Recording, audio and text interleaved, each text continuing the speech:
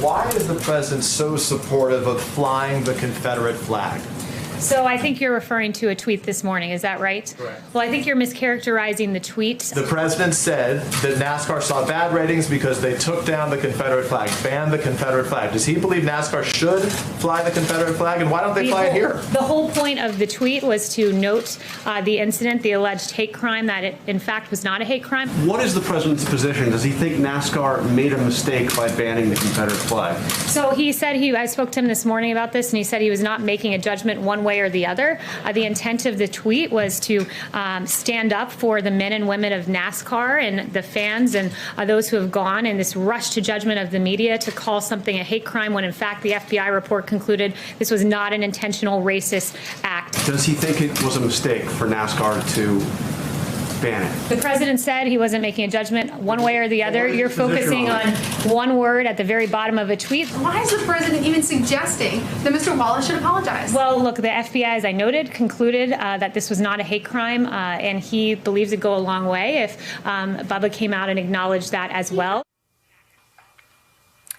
That was an exchange last week between reporters and White House Press Secretary Kayleigh McEnany in the press briefing. One of the reporters asking the questions was Jonathan Karl, who covers the White House for ABC News. This week, he wraps up his term as president of the White House Correspondents Association and is out with a new op-ed for the Washington Post entitled, "It's the duty of the White House press secretary to hold briefings, but not like this." And Jonathan joins us now. So what do you mean, but not like this? What are they like now? Well, they're like campaign briefings. Look, I think that Kayleigh McEnany might be the most effective campaign spokesperson Donald Trump has ever had. But she is no longer the campaign spokesperson. And she goes into those briefings now in the White House briefing room, her salary paid for by taxpayers. She is a public servant, and they are indistinguishable from a campaign briefing. They are often purely political, beating up on the press rather than informing the press, and conveying very little actual information about the actions of the president and the executive branch. So take us back a little bit. What is the function of the White House press briefing?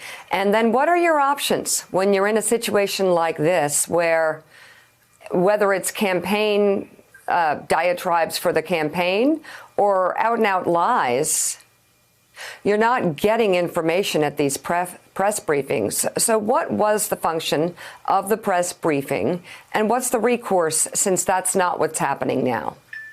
Well, first of all, it's very important to keep in mind who the press secretary is. So the press secretary serves at the pleasure of the president, no question, is the spokesperson for the president and the executive branch, but is a public servant, salary paid by the taxpayers. Mike McCurry, of course, Bill Clinton's former press secretary, has pointed out that the geography of the West Wing helps define that job. The press secretary's office is at the halfway point between the Oval Office and the press briefing room. So if you go out the press secretary's office, you take a right, take about 15 steps, you're in the Oval Office. Go to the left, about 15 steps, you're in the briefing room. You are an intermediary. You represent the president to the press, but you also, your job is to inform the American public through the press, where most people get their information.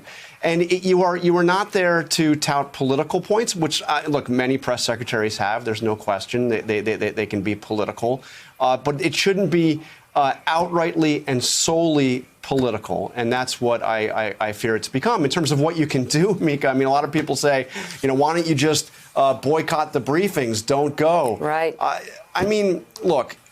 I go, my colleagues go, Peter Alexander goes, Kristen Welcome. We go because it is our job. We are covering this administration. We are covering this president. Some people think if we didn't go, it would somehow all disappear. Look, if we didn't go to those briefings, she would still be the press secretary. He would still be the president of the United States. Trust me, somebody else would go and sit in those seats. I think it serves the public to be there and to be asking those questions, real reporters asking real questions, trying to get at the truth. I don't disagree with that. Jonathan Lemire.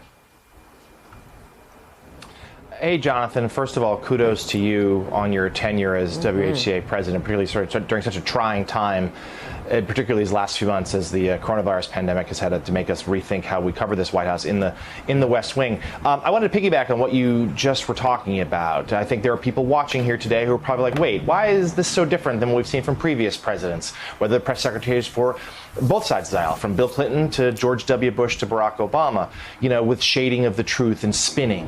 Why does this disturb you so much that this particular administration and in this particular press secretary, why is this so different? You and I know, but explain to the viewers why this one is so worrisome to you. Well, first of all, I should point out the tone was set on the very first day that briefing room was used in this administration. It was set when Sean Spicer came out the day after Donald Trump was inaugurated and had a, quote, briefing. I put it in quotes because he didn't actually take any questions.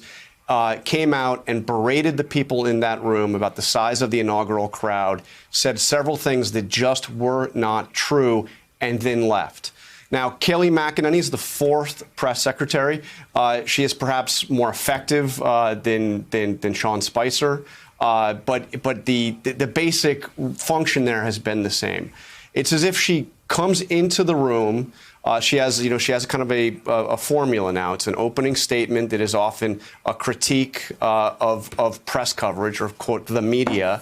And it's usually the media reporting on the president's actual words. And then she, sometimes denies those words were said, as you kind of heard in those exchanges on the Confederate flag. Then takes rapid fire, a series of questions, often throwing the questions back at the reporters, telling them what they should be asking, what we should be asking, and then a closing statement, and then walks out. And the whole thrust of it is putting the president's political spin. Now, as you point out, look, I tangled mightily with Barack Obama's press secretaries, Jay Carney and Josh Earnest, and there's no doubt that they played a political function, but it was less explicit, and there was an understanding, and I was also in there under Ari Fleischer and Dana Perino in the Bush administration. There was an understanding that there was an obligation to present the actions of the executive branch of the White House and to answer questions, in a straightforward way. If they were purely political, to refer those questions to the national party or to a campaign. Mike Barnicle.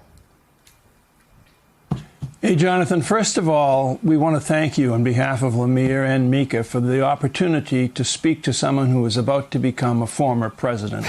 It's good practice for us, I think. Good. But Jonathan, in all the press secretaries you just mentioned and sitting there in that room, whether it was Jody Powell or Robert Gibbs or Ari Fleischer or anyone, there was an element, to me at least, that it was like covering police headquarters. You'd go there.